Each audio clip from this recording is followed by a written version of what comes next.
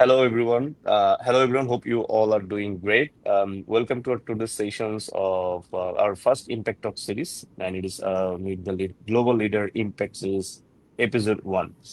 We organize this session and we invite speakers, professionals from different countries, different background.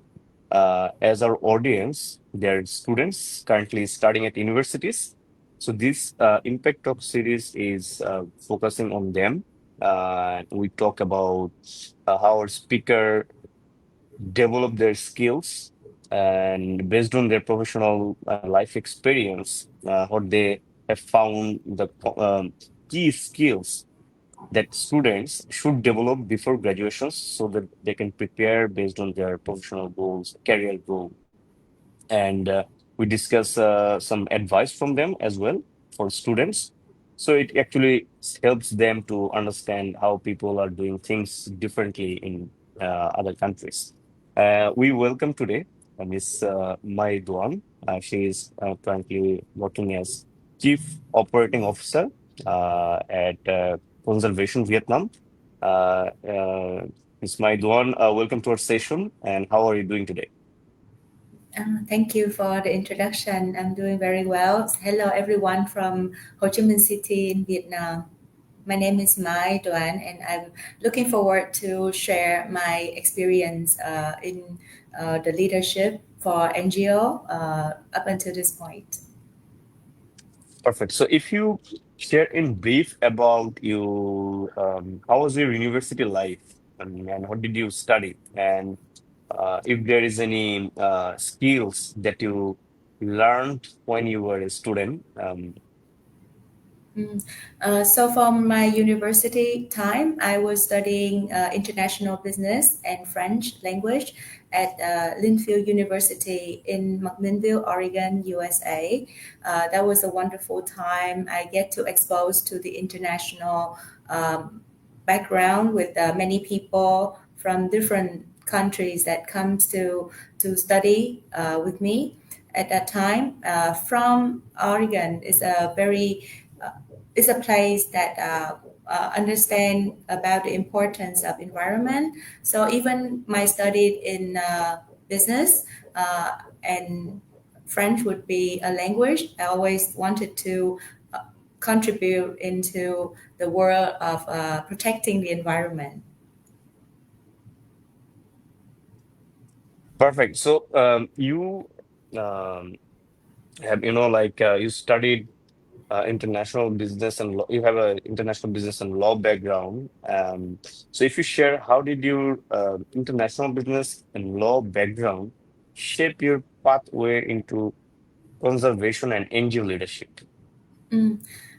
So after I graduated from Linfield University and come back to Vietnam, I did get a second degree in the Vietnamese law so that I can understand the market, how the business work in Vietnam.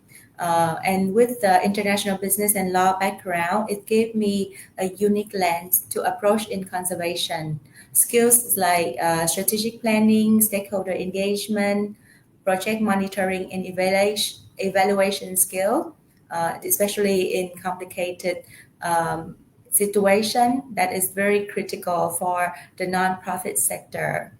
So with my business background, I have developed the career in finance together with the law background that helped me to create a funding mechanism and advocating for sustainable policy that paving the way for leadership growth in this NGO.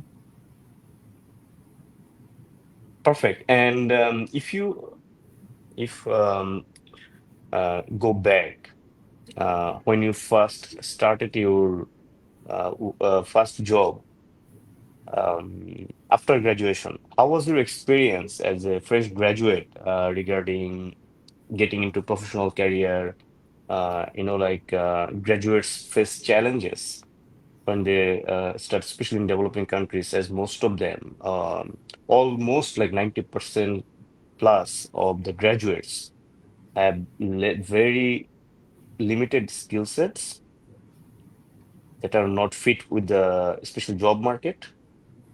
Mm, So, like it's common kind of in other countries, but in developing countries like Bangladesh, it's huge. The number, yeah, so the number is huge in terms of limited skill sets for graduates. So, how was your experience when you first entered into job market? yeah. So when I first entered the job market, starting from my university, I did a lot of internship, actually non-paid internship to be a salesperson, a marketing person.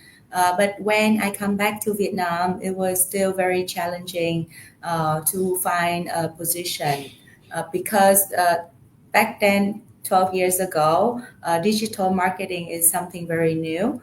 And with the education in just a regular marketing, it didn't seem like I could fit in with the marketing, sales and marketing world. So the after coming back from the state, already have a job in the state, but come back to Vietnam, I had to start from the beginning. Entering my first step, it was to work for a startup company in digital marketing, but the startup company didn't last for a very long time.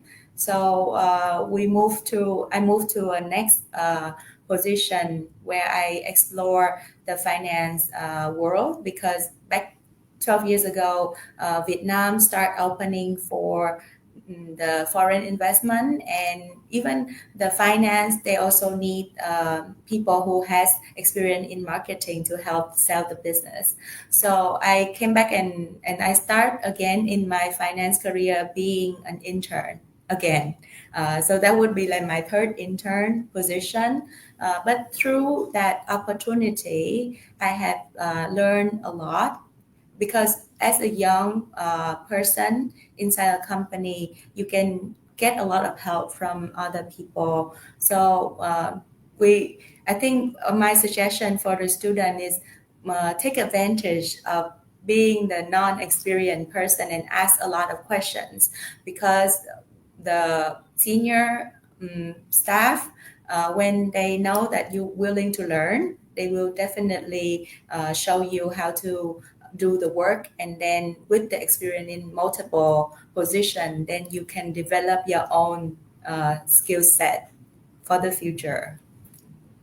Absolutely. And you have just mentioned a very important point is internship. So now we are living in a world, like anyone can start their internship for at any age. Not any Mhm. age, I mean, maybe when students they're in college and onwards.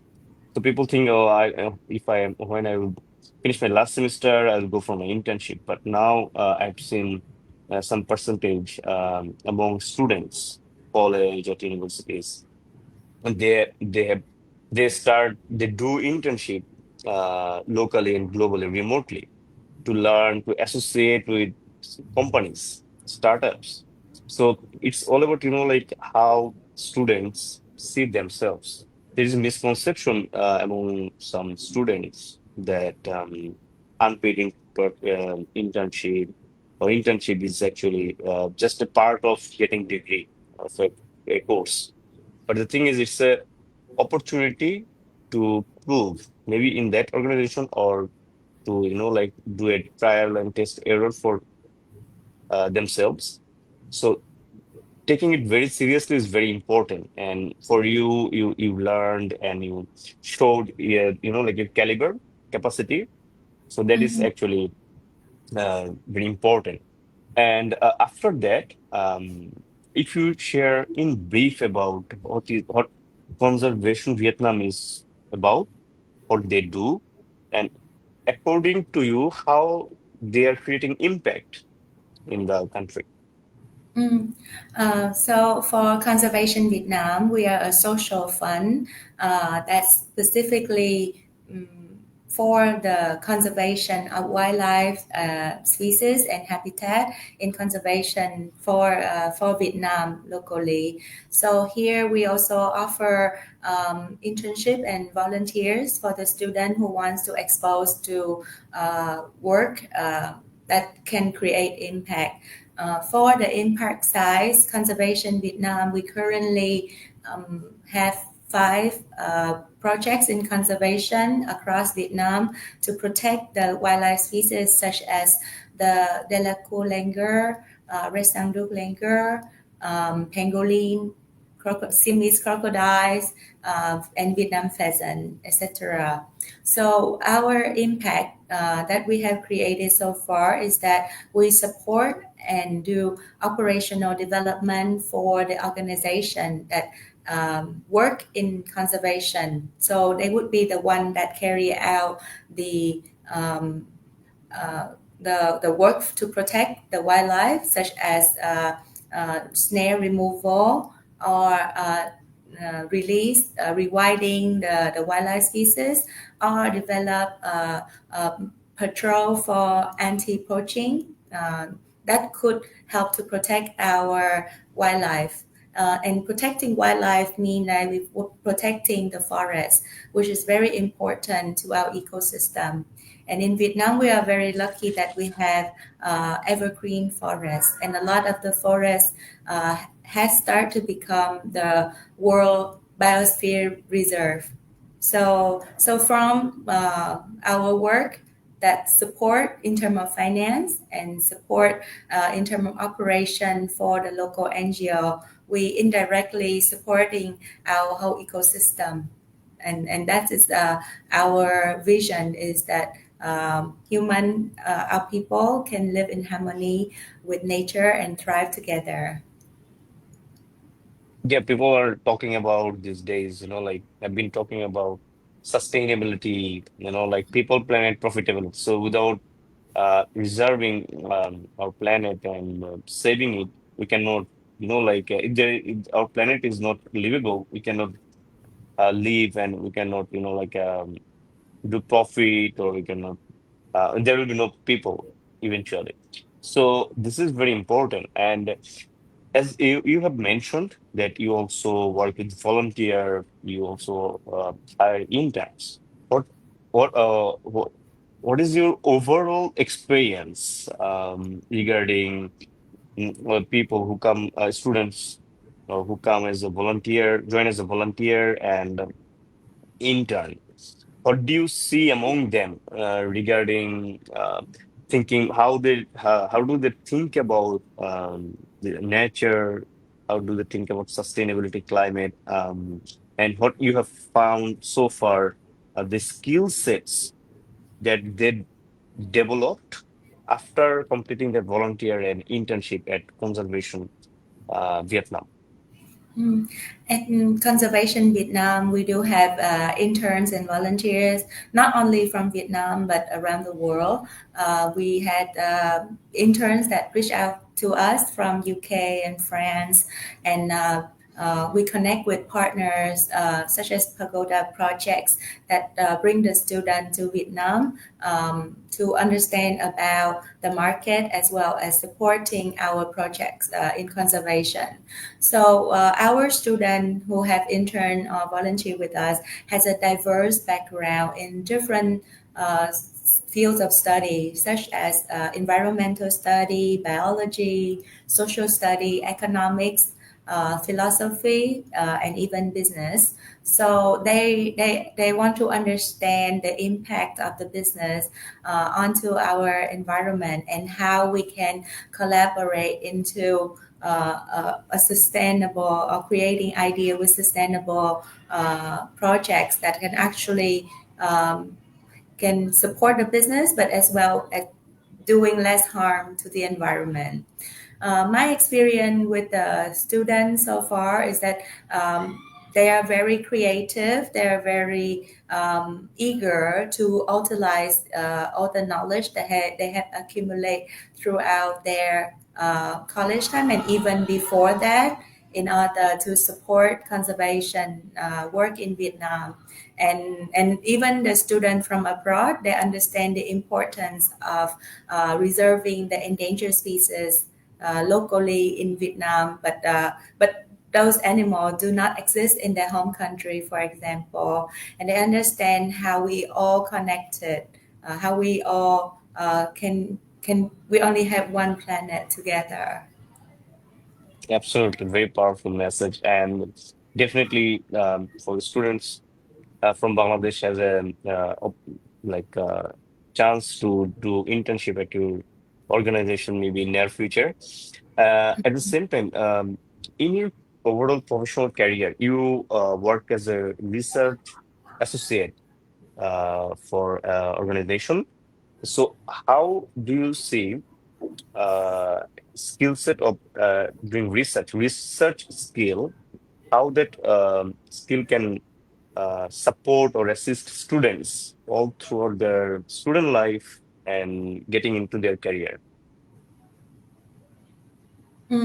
For the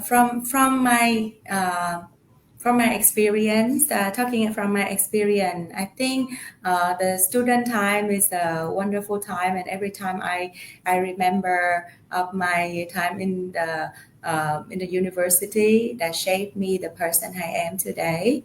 And as I mentioned before, in my student life, I'm actually quite very active. That not only I do internship, whether it's paid or not paid, I also do volunteers with the local community, as well as having a part-time job that I could uh, could make some income for me to do the things that I love.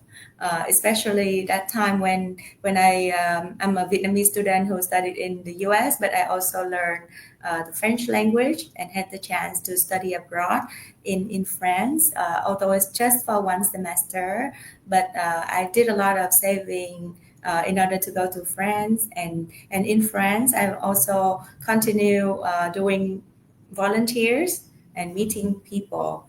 So my from my experience, I think when you are a student, not only that you need to read a lot and complete all the assignment in your class, but also try to explore what are the opportunities out there, because it's people meeting people, then we can learn a lot from each other. I remember I was not only inspired by my international marketing professor, who actually gave us the lecture on marketing based on her experience in the safari in Africa, but also my friends who study environment, and she will be very conscious about purchasing sustainable products, reduce any usage of the car. And then also my host family who are very active in the local community, that we do a lot of charity activities together. And that helped me when I become an adult and have to work for to pay the bills and taking care of my children. But I know that there are many other things out there. So keep a balance between work and life, and also continue to build up my education. As I'm currently, I have already come back to school and pursue a master degree in wildlife administration right now. Perfect. That And answer the questions. perfect. And students who want to be an entrepreneur after graduation or while they're studying, like there are some roles, investment associate or investment partner. So working in the area of investment or maybe consulting firm, investment consulting firm, or from your experience as an when you work as an investment associate, uh, what are the key skill sets to learn from this area? So from my time working as in the investment team, I've seen a lot of amazing startup business. Sometimes it's the friendship, the partnership that they come together. They have a great idea and they actually bring that idea to life. There's many things we can discuss on this topic, because everyone will have their own secret to become a successful entrepreneur. But similarly to Bangladesh, I think that in Vietnam, we also encourage students or just anyone to start the entrepreneurship, and what are the characteristics that will make business successful can be listed in a lot of textbook or books that you can buy from the bookstore right now. But coming from my experience, I think the important is all come back to the person.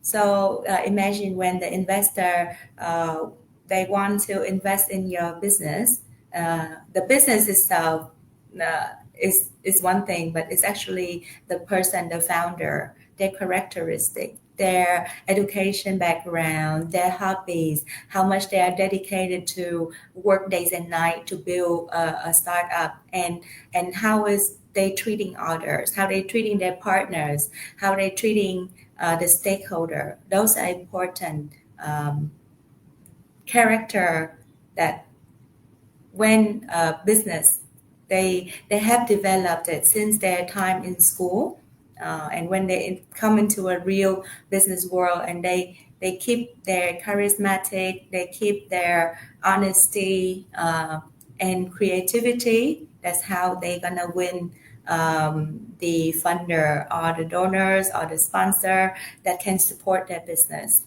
um, it's a whole long process for an Yeah, entrepreneur to become a successful business, right? So from my experience seeing business starting with an angel investment of a very small size of like 50,000 USD, 100,000 USD, and they build it up, they scale it up to 5 million, 10 million, 20 million, reach to 100 million and become IPO. This is a long process, but it can be done in one person lifetime, and I've seen it for myself.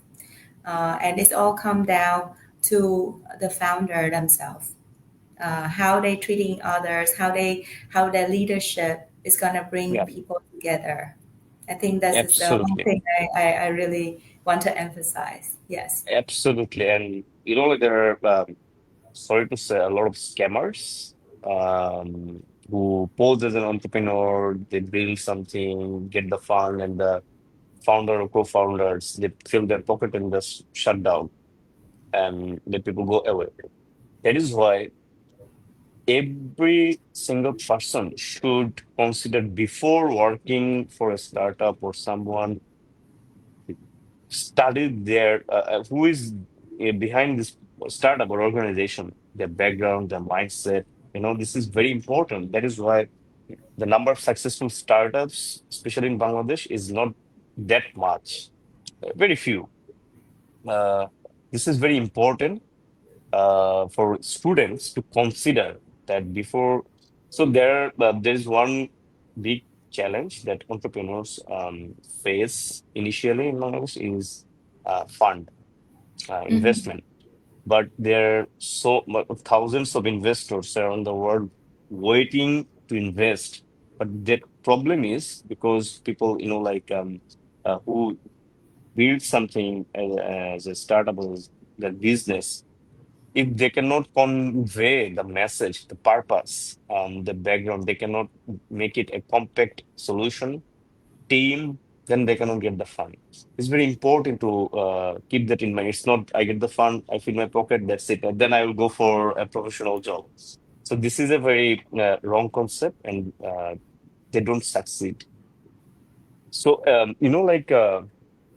from your experiences, how do you actually, from conservation, no, for your role as a chief operating officer, how do you actually manage your challenges?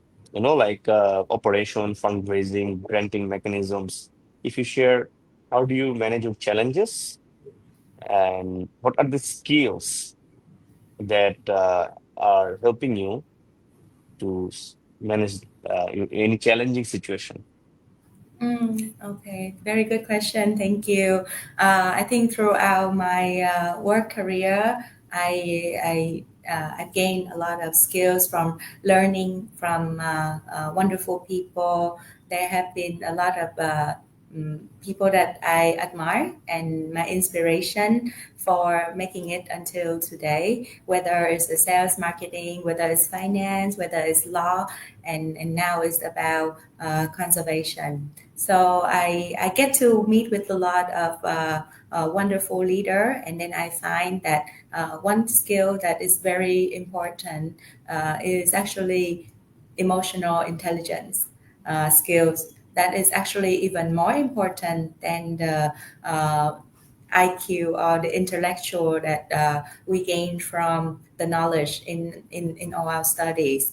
Why emotional intelligence is so important these days, as you see that our world has been a lot of AI technology, artificial intelligence, that the machine is actually doing a lot of human work. But one thing that AI cannot replace is that our emotion intelligence of seeing how other people feel. Emotion intelligence would be self awareness, self regulation, and awareness of the society, and be able to manage the relationship. So that's all of these elements is very important for any leaders in any field to stay calm under the pressure and to foster empathy with other people, because that nowadays the world is all flat, right? We can connect to one another from different part of the world. We don't have to see each other in person in order to communicate. Then how we can understand other people's where they're coming from, how they feel. It takes empathy, and in the end, it the empathy, the emotional intelligence will help everyone to have the vision. By listening to your own emotion and other people's emotion, you can actually identify what the world is needing, and you can build a vision on that. So for me, conservation Vietnam, it resonates with my vision, because when I'm working for finance and understand, and I get to meet with a lot of financial leaders, as also the investor, they said that if they want to invest in the project, it also need to protect the environment. They are done with making money from exploiting the nature and not giving back. And that one helped me to understand that, oh, in order for us in Vietnam to develop, we have to choose sustainability first. We have to choose to protect our environment first. Yeah, and one very important factor is when we enter into our professional career, whether it's business or working for an organization, in most cases we don't develop ourselves. We stop studying different factors, maybe related to our what we do in our professional career. So according and people have like if you are leading a team, so for example, like in that role as a chief operating officer, you're still pursuing your master's. So in fisheries and wildlife administration. After such a diversified background, what you studied in your university, you are people say maybe you are in your comfort zone, that you are in a CXO role. So what actually motivated you to pursuing your masters, and how do you envision it, and that keep actually learning and having that mentality that keep studying whatever you do or whatever position you are in, why they should continue their knowledge and personal knowledge. Mm. Yeah. So after I started with Conservation Vietnam. I found out that my skill could address the funding capacity, but the mission of protecting endangered species and ecosystem really resonate with me. And then I wanted to deepen my understanding of conservation challenge and how I can um, uh, be more educated in terms of I will understand the information in the most um, t- practical way. So it was a deep desire to align my career with a purpose that impacts on Vietnamese natural heritage. That I want to pursue this second the master degree in fishery and wildlife administration. Right now, this course is not quite available in Vietnam.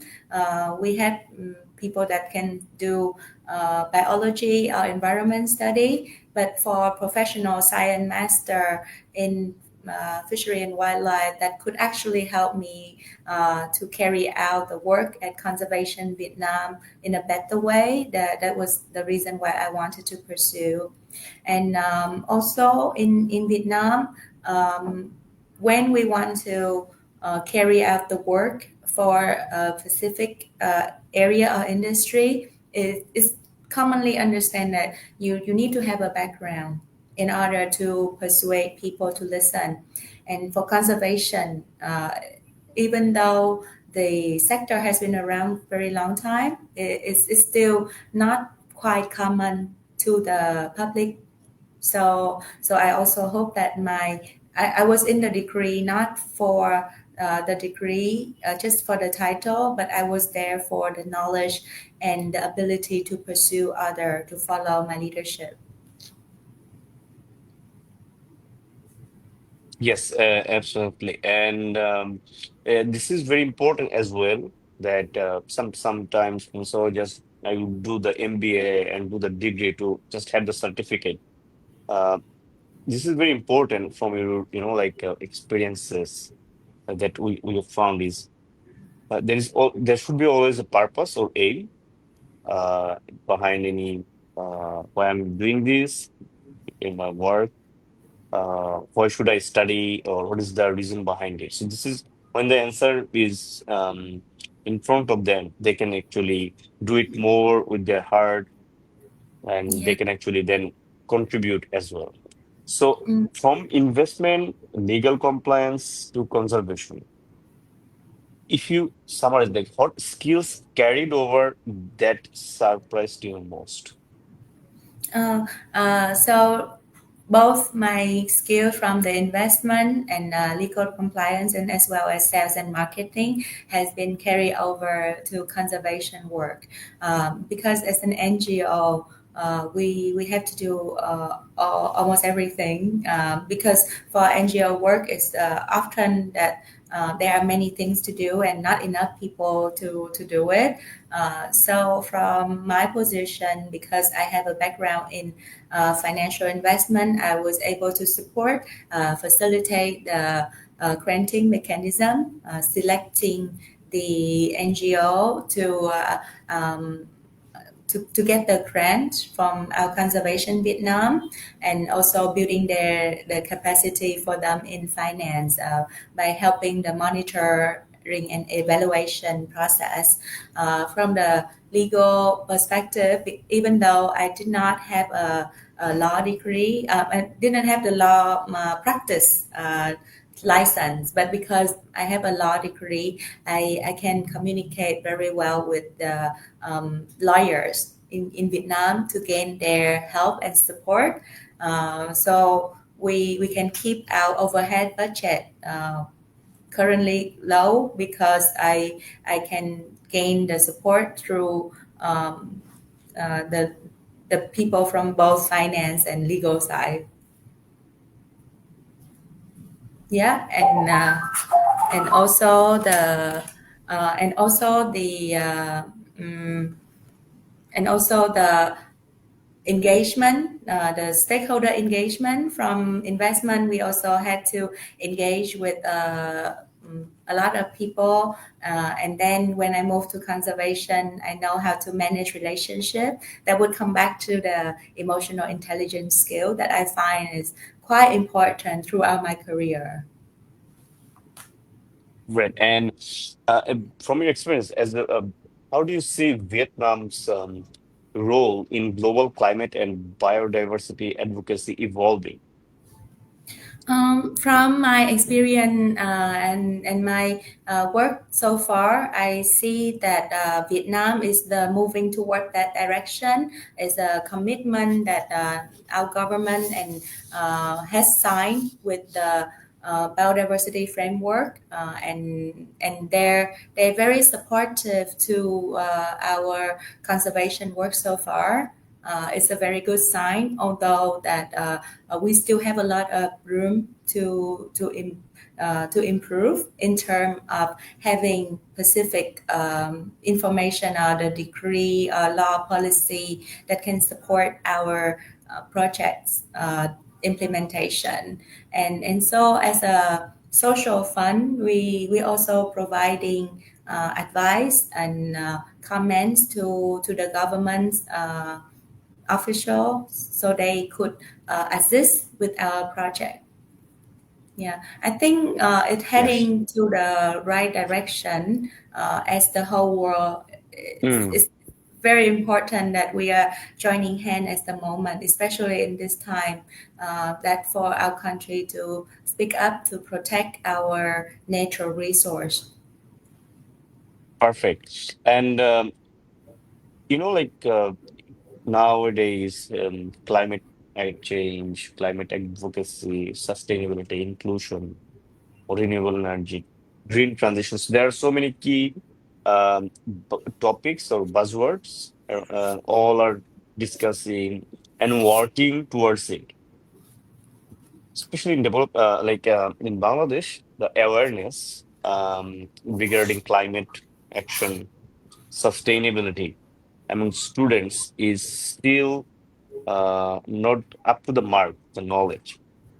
So, if you share some advice for students on how, before their graduations, how they can actually equip themselves with Mhm. basic knowledge on what is climate change, why it is important for students to learn about it, all of the consequences, if they can become a climate advocate before graduation, have good knowledge on sustainability, strategy, and power of inclusion, how they can gather knowledge or they can work for some organization to learn how they should actually prepare themselves for it, according to you. Uh, uh, Actually, nowadays, all the information are available online, and with the AI, artificial intelligence, I think the knowledge can be accessed in various ways. And nowadays, student has the chance to just go online and search for the information if they want to have a deep knowledge in that sector, whether it's the green energy or is the fight against the biodiversity loss, or how to protect our environment, or having a business idea on creating a product with sustainable elements, or finding the source of organic or friendly environmental friendly product. But I would definitely suggest them to truly get out there into the nature, so then they will have the best understanding of how is it like. I would suggest the student to take the time during their holiday break, during their summer break, or even through the weekend, to travel as much as they want, as much as they can, whether it's to go to forest nearby, to go to the farm, to go to um, the beach, or to participate in any of the volunteer program that you can be out there and seeing how is it like to work outside of your classroom, outside of the office, and then the idea will come for them. For me, it's the same. From the time that I start working conservation and get to see the wildlife in person, it's really inspired me to be more creative and to have the responsibility to take care of our world. Fantastic advice. As we're almost at the end of our session, so our key objective of this webinar is to, like create awareness among students to develop some key skills and develop it before graduation. And skills are the main thing that can actually, define someone as a capable candidate for in terms of like if they want to explore the professional sector. So, what advice overall from your experiences, life lessons, would you give to young people who want to combine business, law, and sustainability in their careers? Um, I would suggest for the student to develop the leadership skills during their time as a student. So leadership skills you can develop in anywhere, whether it's in your internship, whether it's in volunteer projects, or even in your class project. Take the opportunity to lead your team to achieve a goal where you have to appoint the vision for others to join hand, and then there will be the project, that how you manage your project, how you inspire other, how you manage conflict. Those are very important skill that you can use in the future, no matter which sector you want to participate.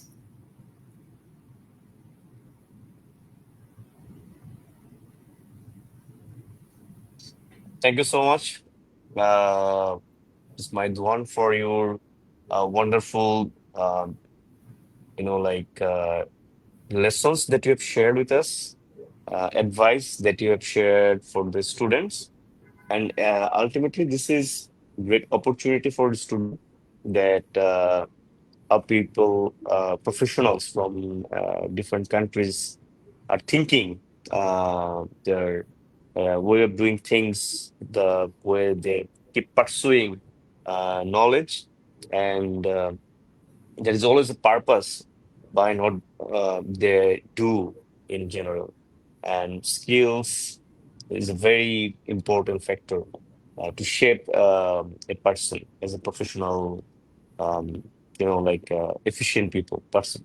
So, on behalf of School of Entrepreneurship Development, I would like to share our sincere gratitude for your valuable time and lessons that you've shared with us.